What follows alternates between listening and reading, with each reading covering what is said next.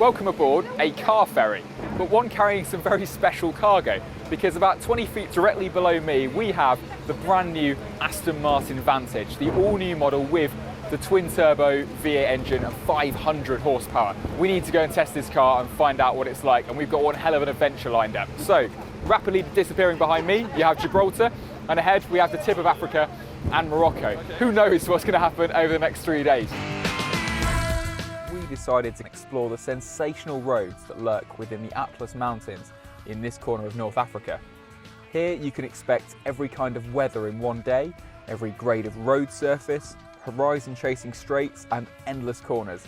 It's the perfect boot camp for the first all-new Aston Martin sports car in 13 years.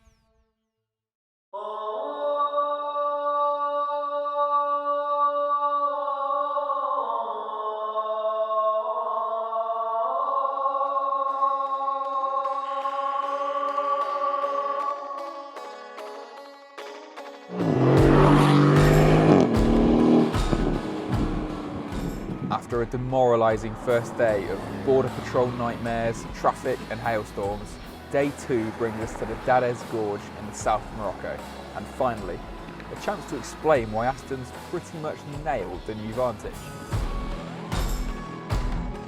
For a start, it feels so small on the road, much more compact than a 911, and that can only be a good thing, especially when you've got rock faces kind of creeping up on you at every turn.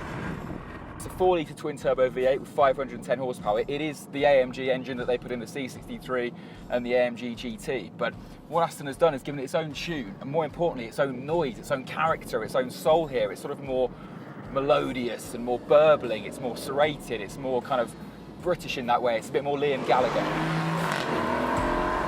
It's connected to an 8-speed automatic gearbox. Now, it doesn't have that snap of a dual clutch gearbox, and okay, is that a bit of a pity at the money that they're asking for this thing, 121,000?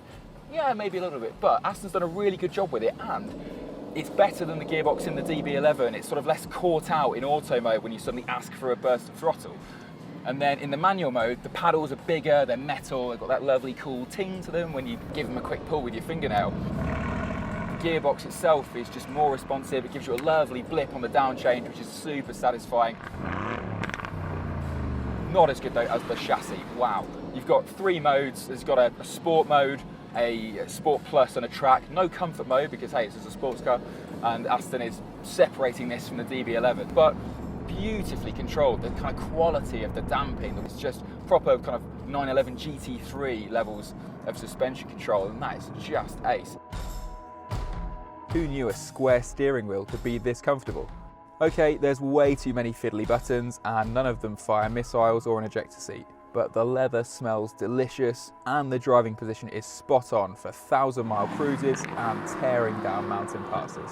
We've got a bespoke Pirelli tyre on the car that's been developed specifically for the Vantage, and this is Aston Martin's first car with an electric limited slip diff at the rear. Aston's very proud of the fact that it can go from completely open to 100% locked in a fraction of a millisecond.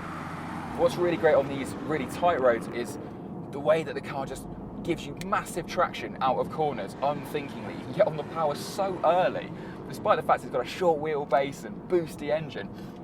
You just don't think about it, you just ask for drive and it gives you it. It's so confidence inspiring. Now, I'll be quiet and you can get a load of this.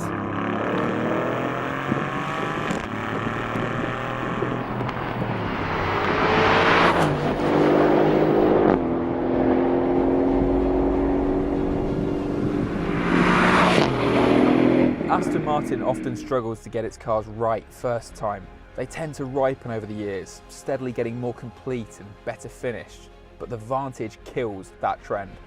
Sure, the gearbox could be a little sharper, and it's by no means the quickest car for around £120,000, but that is nitpicking. This is a sorted sports car that's punchy and entertaining and approachable, fresh out of the box.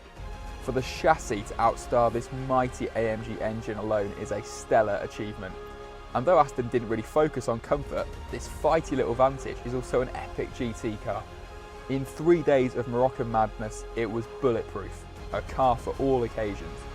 It's the ideal machine for exploring new roads even after the sun's set and you've got the Atlas Mountains all to yourself.